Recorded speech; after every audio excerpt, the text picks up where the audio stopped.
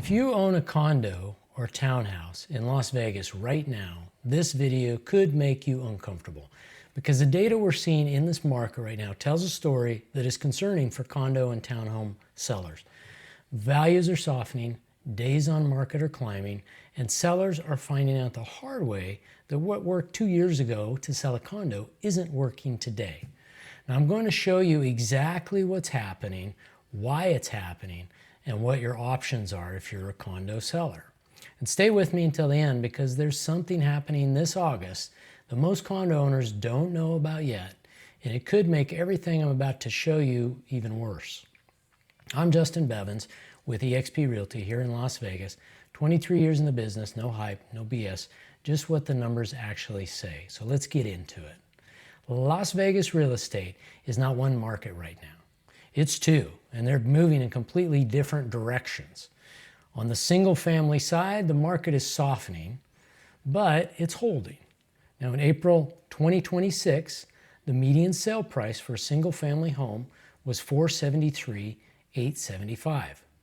Inventory is up about 8% from last year, and we're sitting at a 3.2 months supply of homes. Now that's still technically a seller's market in the single family market.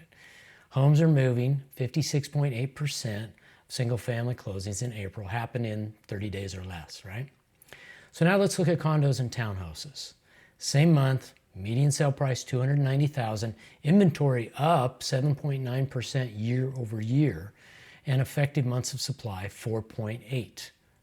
Now only 49.2% of closings happened within 30 days in the condo market. That number was 52.9% a year ago. So it's been trending down for months.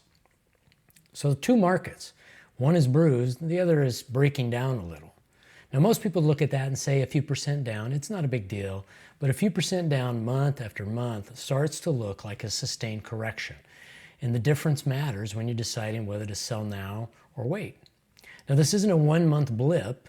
I've been tracking this segment going back through last fall, and the condo and townhouse data tells a consistent story. You see, in November 2025, the median condo sale price was $303,750. Now at that point, values were still just barely positive year over year, up less than 1%, just holding ground. But then it broke in December. December came in at $275,000, down 5.2% from December of the prior year. Then January came in at $283,750, down 3.2%. February, $285,000, down 5.9%. March, $295,000, down 3.8%. And then April, $290,000, down 4.2% year over year. So that shows a consistent, sustained softening of this segment of the market. Now for context, single family has been down 1 to 1.5% over the same stretch. That's a very different story than a segment that's running down 4 to 6% month after month with no sign of reversal. Now before you completely lose hope, let me show you something in the current data that may offer a ray of hope for sellers that are ready to take action. When I pull the live MLS data right now, there are about 700 to 800 condo and townhouse units in contract in Las Vegas, under contract, pending, in the pipeline, against about 2,800 active listings. Buyers are still out there, deals are still getting done. But here's the part that tells the real story. The units that are actually going under contract right now, the ones where a buyer raised their hand and said yes, those are selling with a median of 33 to 35 days on market. And when you look at what they're closing at versus list price, it's essentially a wash. They're getting close to what they're asking. So sellers who price correctly are getting within 0.5% of their asking price and closing in about a month. Now, if we look at the units that have sold so far this month, the median sold price looks to be trending higher than it was in April. So we may have a reversal of this 6-month correction that we've been watching, but we're just going to have to see how the month ends here in a few more days. Now with all that said, this market has a very clear dividing line between listings priced for today's reality and listings that are still priced for what was going on 18 to 24 months ago. All right, look at the active inventory, the stuff sitting unsold. Median days on market, about 55 days. Median list price, around 275,000. Now look at what's going under contract. Median days on market, around 34, and those units are listed at a median closer to 284,000 to 298,000. The units moving aren't the cheapest ones. They're the ones that are priced right for what they are. The ones sitting are the ones that haven't yet accepted what the market is trying to tell them.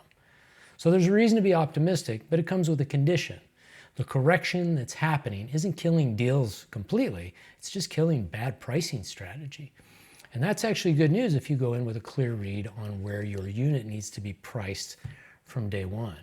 Now, if you want to know what that specific number is for your property, just reach out to me. I'll give you a straight answer, no pressure, no pitch.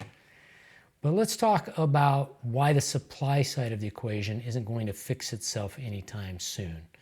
In November 2025, condo availability was up about 41% year over year. That number didn't come down.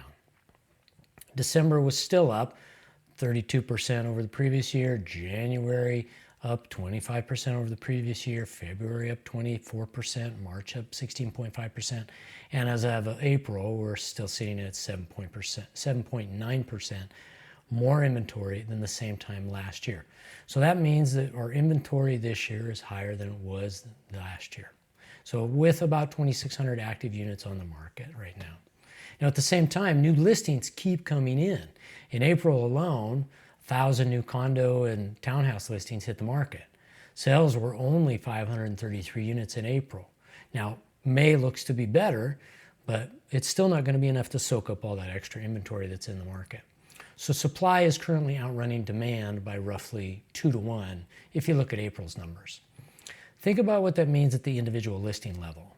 A condo owner lists their unit. They're competing against 2,600 other active listings in the MLS. Now, when I say MLS, I'm talking about Clark County, Southern Nevada. So it isn't just Las Vegas here, but it's Pahrump, it's Mesquite, it's other places, but the majority of it's here in Vegas. Buyers have options when they look at these numbers, 2,600 listings. They can take their time, they can negotiate, and sellers who don't price ahead of the market end up chasing it down, unfortunately. That's the rule in every market where things are flattening or declining. Now let's talk about a Fannie Mae policy issue that's likely going to make things more difficult for condo sellers and buyers. Starting August 3rd, 2026, Fannie Mae is eliminating what's called the limited review process for condo loans.